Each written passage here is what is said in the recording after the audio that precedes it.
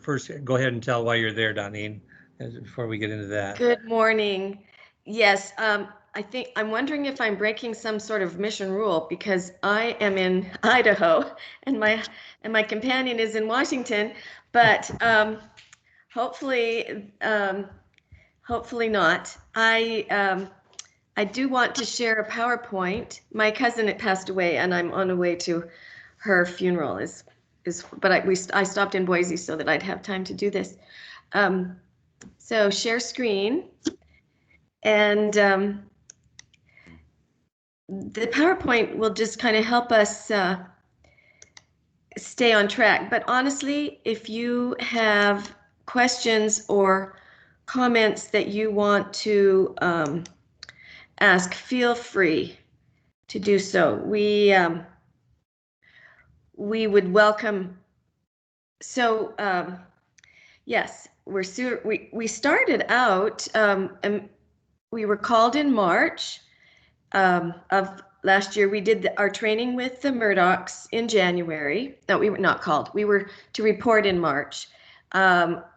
We'd said our goodbye to our kids and friends and family, and then COVID shut down. But I wrote in my journal at that time, our mission's been postponed a couple of weeks, and then it was a couple of months, and then it was till September, and then it was till November, and then it was till February. So we still actually have our bags packed, or at least I do. Wayne unpacked, but so last July, I wrote an article called Ingenuity, Flexibility, and the Internet, because everybody was serving from home. And you can see that there are some faces that trained with us who are now out in the mission. The Edwards, middle left there, are in New Zealand. Far left. Far left, yeah, sorry, middle row, far left, middle. Anyway, and you just heard from the Bodines, and Denise Wanderers are coming home, and someone is replacing the Perrys are in Africa. Ashes, I think, are still out. Is that correct? And the Murdochs are still anchoring everything. So anyway, so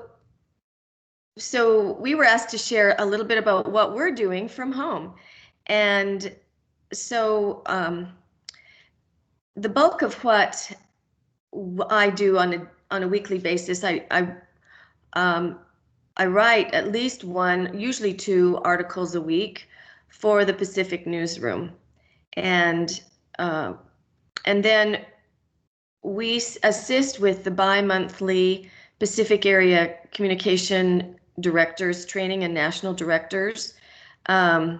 We have one tomorrow. Yeah, it's tomorrow our time, Sunday their time, and we're doing we prepared training on social media, and that's at 10 p.m. our time, 11 o'clock Mountain Standard Time. And so your weekends is everything. You're always looking, what day is it and where are we at? Yeah. That's one of the great challenges of it. And the reason we'll talk some more about that. Go ahead, Donnie. Anyway, and then helping roll out Just Serve. Just Serve is just it just kind of got implemented in Australia when COVID hit. So it's actually doing a reboot in Australia. We're trying to help there, support the Just Serve communication, directors to work together, because we helped roll it out in Seattle. So we understand a little bit about how that works and the teamwork involved and how they can be a synergy. So we're doing that. And then we're supporting the directors individually in Australia, Auckland, Samoa, Marshall Islands, and Kiribati by bi-monthly Zoom meetings where we just check in. And our area director asked us to do that. Some of them can only check in, like in Samoa, the director only has access to the internet at work. So we have to, we sort of adjust whenever they're available. Kiribati, same thing. He only has access on Sunday. So which is our Saturday. And then rolling out, sorry, this is probably, I don't know if this is showing, does it show? Okay, rolling out Connect relationship database. That's been kind of my personal assignment for the area. And we started with Connect, and now we're doing the Connect community, and working closely with Candy and Hackey and Salt Lake to get that rolled out. And the Pacific was one of the earlier implementers of the tool. That's the church's version of the Salesforce, keeping contact of all the important relationships so that there's an institutional memory in the area. Okay. How do I get my next slide? There we go. And then another one that we wanted to share was talking, this is something that Wayne was involved in. Go ahead, Wayne. So one of the real benefits that have helped us a lot is we had the opportunity to serve as communication directors back then as public affairs for 6 years plus in the Seattle Coordinating Council. And one of the blessings that we had is we coordinated a law and religion symposium at the University of Washington, and we had Elder Keach, who has since passed. He was a member of the 70, but one of the experts in the world on law and religion and the developing study of that. And so each year at BYU in the J. Reuben Clark, they have a symposium, and they invite people from all over the world to come who are not members of the church. And this has been going on for 20 years. Excuse me. And this year, of course, it had to be remote because no one could come. And so we talked about the idea of, well, why don't we just export this symposium to the islands, and we'll make a short 20-minute highlight video of the symposium. And then locally, those who have already relationships with educators, government leaders would come together, have a luncheon, and talk about the religious freedom struggles that are happening in their countries. And so with that as a background, we were able to coordinate, and we've had 7 of these, in which we've had approximately 100 people attend. And so rather than getting 3 or 4 from the Pacific area, we were able to magnify that by 25 times to be able to get a lot more outreach to these people. So that was and everybody was quite excited that they were able to actually have an event where they had interface more the public affairs role. And of course, you know, COVID restrictions, etc. We also had, we ordered the Human Dignity for All booklets and gave those out at all the events, and they were very well received. And this is one of the articles that I wrote. We wrote an article after each luncheon, and for the ones in New Zealand, the area presidency themselves are in New Zealand, and they were able to attend the 3 in New Zealand. So so we had great priesthood support, and it turned out to be the communication event for the year because, you know, COVID had done so restricted so much. So what are our challenges from living from home?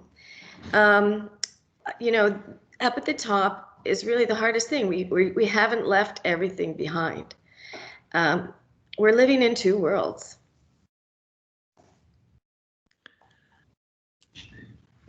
Go ahead, Wayne. And, you know, and that has its own set of challenges and opportunities.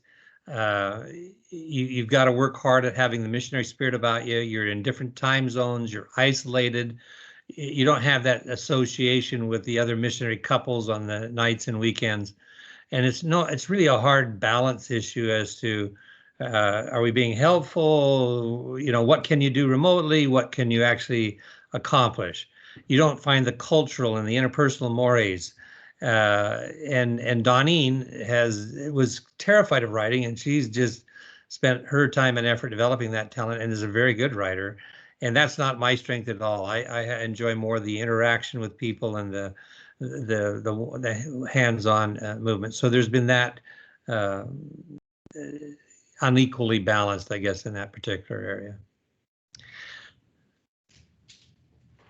So how have we worked through the challenges? The Murdochs wanted us to talk about how we've worked it through and what we've learned. We wanted to share this picture. This was kind of a humorous situation. Wayne, do you want to tell that one? So we were having a family reunion, rebellion, some would call it, at Squim, which is on a Dungeness spit right there. And it so happened on a Thursday, we have our teams meeting, and that's a Friday in New Zealand. And so at 2 o'clock, while the kids are out on, enjoying that, we just dialed in. And that's the amazing thing now with a laptop is you can just dial in wherever you are. And so we were having a meeting on the log. The kids were playing in the water, and when we were done, we just continued with our family reunion. We've realized that our office is where we do all our work from, and so we've officed from Waterton National Park. In fact, we went up to see my elderly mother, and we MTC'd as we quarantined for 14 days up there. We've moved the office to St. George. We've been in Squim, so we've found that the flexibility is really and it is spirit driven to know what you can do and what you can't do. So this is kind of addressing each one with our flexibility, ingenuity, priorities, and faith and commitment. So we try to prioritize our mission responsibilities as if we were there. We try to make the mission meetings. I don't know why I'm teary. Go ahead, Wayne. The Donine wears her badge as much as possible, but again, there are times. What I have felt is that with us being here, I've been more involved in some community activities, and they know that we're on a mission, and so we've had many opportunities locally to talk about this our missionary experience, even though we're still here. Because we thought you were in New Zealand. Yes, but things changed. We haven't been able to get there, and they ask what we're doing, and so we to keep the spirit. You need to have your daily study, wear your nice clothes when you're on your Zoom meetings, and then there's times when you're going to be doing other things and you're not going to have your badge on. And one of the blessings has been to get to know the area team. We are blessed with amazing people that we worked with in New Zealand, and the Edwards have become dear friends, and we spent that 1 week with them, at that training in Salt Lake City, but they're dear friends. And Donine has participated in a study group, and we even picked up pickleball in hopes that we could get over there and play with them because there's a lot of pickleball players over there. Donine? Okay, then, just because we might step on toes, especially in our, the writing, we just always show appreciation and love, and pray for our communication directors. And then the unequally engaged. So we've had to be creative, and if I'm writing an article and I need a good quote from a general authority, or if I'm entering some information in Connect database and I need some background information on someone, that's what Elder DeMeester can help me with. And then he prepares meals and does the vacuuming when I'm busy writing articles. There was a moment where so up until January, we were hoping to come out on our mission in June. The immigration office was scheduled to open in February, but then they postponed it till June. So, but in January, we saw this article that said that New Zealand wouldn't open, and our mission ends at the beginning of December. So we realized we wouldn't get to New Zealand. Go ahead, Wayne. And that's really hard. Donine's mother was actually born in Samoa, which is part of this Pacific area, when her parents were there serving a mission. And so it was really a high priority on Donine's list to get there and to see the root connection there. And that's not happening. And that's probably the hardest part of the mission, is to say, you give it your best, but you're not getting there. And that's really, and so it comes down to faith and commitment, and we have felt the Lord has blessed us greatly in our family and in things coming together. So here's what we've learned.